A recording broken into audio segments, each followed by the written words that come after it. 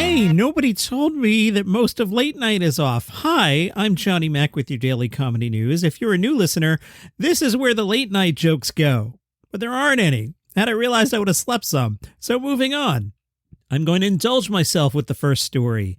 Community. Very close to coming back. This from Vulture. I'm excited.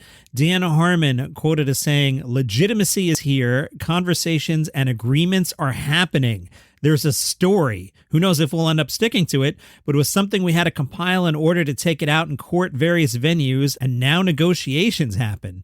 Last week, Alison Brie of Community let slip that, quote, there's been movement. She was on the Unwrapped podcast and said, there's been some talks, people are talking, and certain things, wheels are turning. Creator Dan Harmon was careful with his words, saying he speaks with, quote, caution.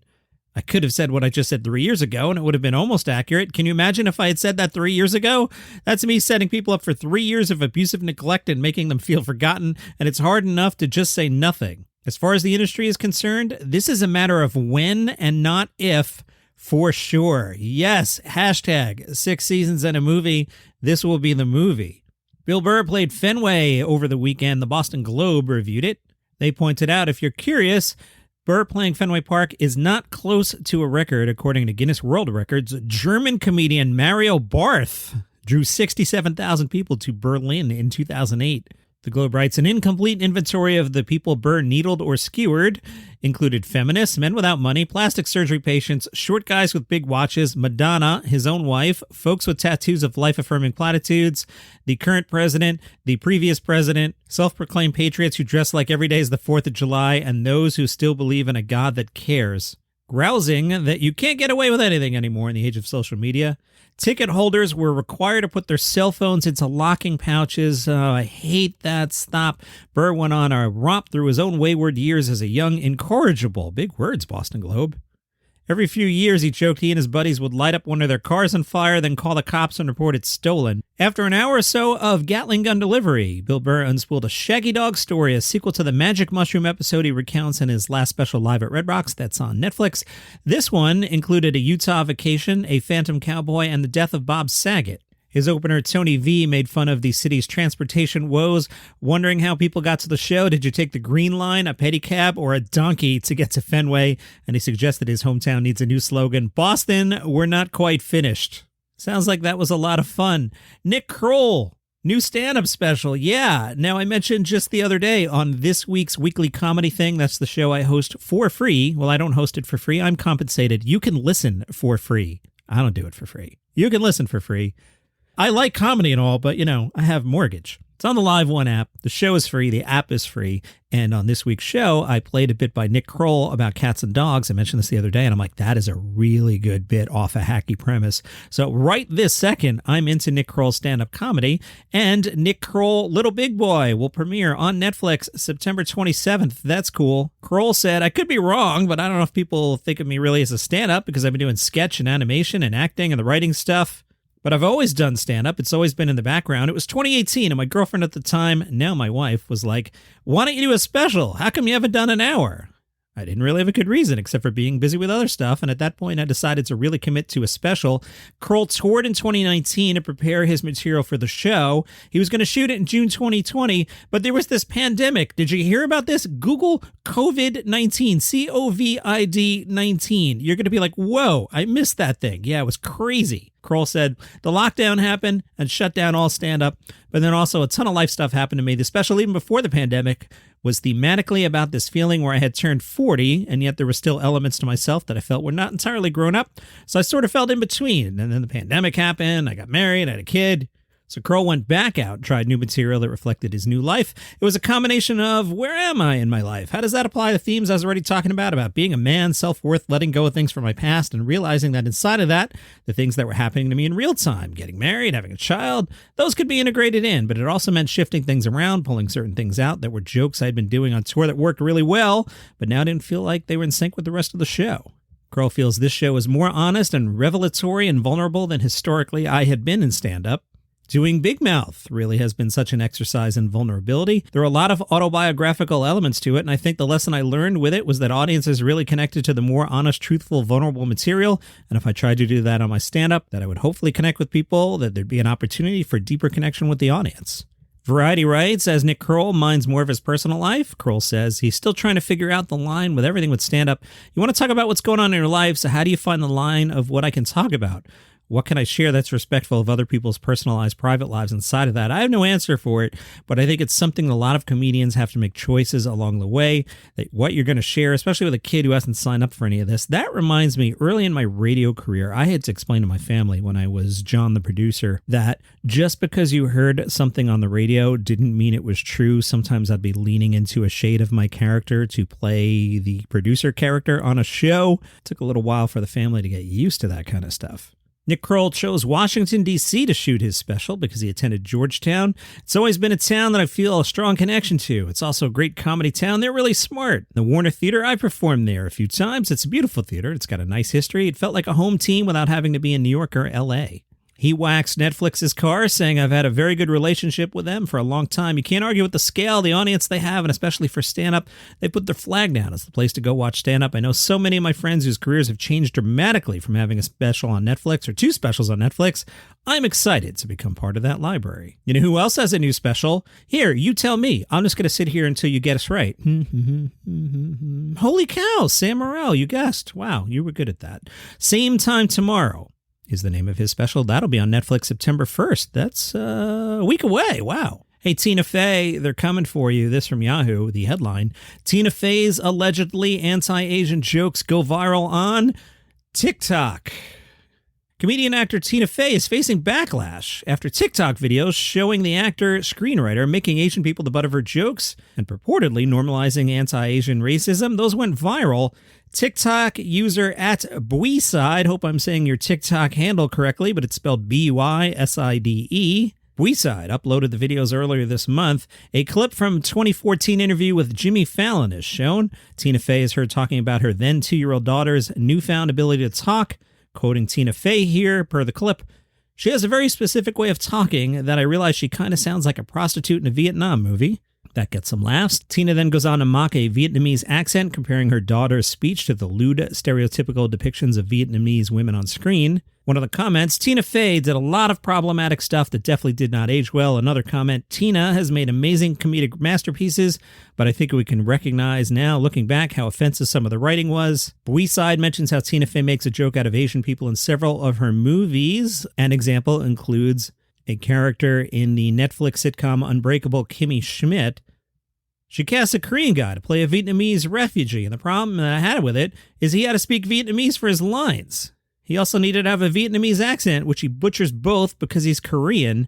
The worst part is she named him Dong, and there's a running joke that his name means penis. She even makes him say a joke that Kimmy means penis in Vietnamese, which it doesn't. But she doesn't care to be correct, because at the end of the day, she makes being Asian the joke itself. Am I reading this correctly? Let me slow down. She even makes him say a joke that Kimmy means penis in Vietnamese. That's funny. Buyside adds, if you want to know why racism is so normalized in the U.S., it's because of people like her and how she portrays Asian people in her media. It's disrespectful. Mo Amer's show is out on Netflix today. I like Mo Amer's comedy a lot, like a lot. Insider got to see his new show. On it, Mo Amer plays Mo Najjar, who's not just your average Joe trying to get his piece of the American dream. He's also a multilingual Kuwaiti-born Palestinian living in Houston who's been patiently waiting for his immigration hearing for 2 decades. He'll do whatever it takes to make a buck. Strip club DJ, olive picker, merchandise dealer from the trunk of his car. He'll do all that to support his family. And he doles out plenty of smarts and sarcasm in the process. The article mentions if Amer looks familiar, he played Rami's diner-owning pal on Rami, which is also a great show you should watch. The show's called Mo. It's on Netflix today. You should watch. Sigh. In real life, as I took the break there, my family came home. I'm recording this on Tuesday. Tuesday's the day my wife is off, and now just upstairs is just stomp, stomp, and the kids yelling. Totally killing my flow. I was going to record some of the weekend as well. It's rough being me. I need a coffee. Buy me a coffee at buymeacoffee.com/dailycomedynews. Something else for you to watch. This one on FX. It's called Welcome to Wrexham. Back in November of 2020, Always Sunny in Philadelphia's Rob McElhenney formed a company with Ryan Reynolds. They bought a soccer team in the UK. The AV Club writes, "Welcome to Wrexham is wacky. It addresses the elephant in the room. Why these guys? Why this club? Why any of this?" A single concrete answer remains elusive, but the pair are clearly having a good time. Rob said, "I wanted to do this, but I needed more than just TV money to do it." So he approached Ryan Reynolds. "I needed somebody with movie money, superhero movie money, gin baron money. How many more companies does this bitch have?" The how and why of the two settling on the Wrexham soccer team is vague, but it makes sense. While Wrexham is nowhere near the lofty heights of the Premier League, it's a proud club and a mainstay in English football. It's the third oldest professional football team in the world. Spoilers, on the day the Supporters Trust convenes to discuss the proposed takeover, families around Wrexham gather around their laptops like they're watching the moon landing for the opportunity to grill Deadpool about why they should entrust him with one of the most important parts of their daily lives. There's one more main character who emerges, Humphrey Kerr, a brilliant British comedian who guest starred on Sunny and writes for Mythic Quest.